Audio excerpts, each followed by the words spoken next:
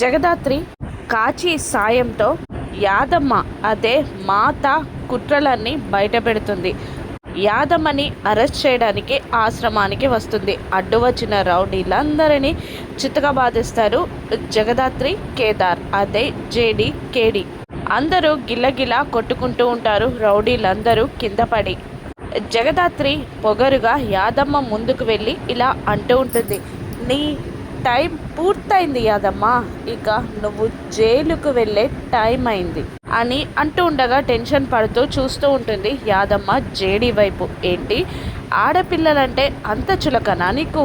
ఆడపిల్లలకి భయం ఉంటుంది, పిరికి వాళ్ళు అని వాళ్ళని బిజినెస్లో దింపి బిజినెస్ చేస్తావా?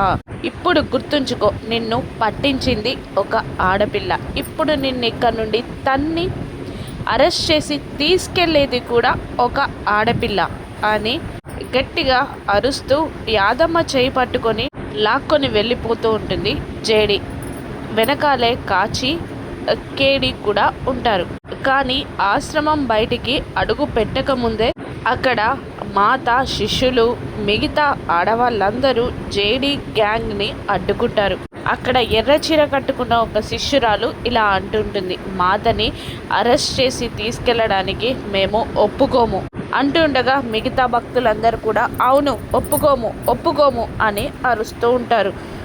మీరు మాతని తీసుకెళ్ళడానికి వీల్లేదు, మేము చంపడానికైనా చావడానికైనా సిద్ధం అని అంటూ పెట్రోల్ క్యాన్లని పట్టుకొని జేడీ టీంని బెదిరిస్తూ ఉంటారు భక్తులు, శిష్యులు.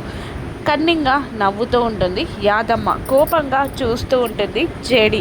కేడి కూడా ఏం చేయాలా అని ఆలోచిస్తూ ఉండగా కాచి భయపడుతూ ఉంటుంది. ఆ భక్తుల్ని, శిష్యుల్ని తప్పించుకొని యాదమ్మని జేడి ఎలా అరెస్ట్ చేసి తీసుకెళ్తుందో రాను ఎపిసోడ్స్లో చూద్దాం. Thank you for watching.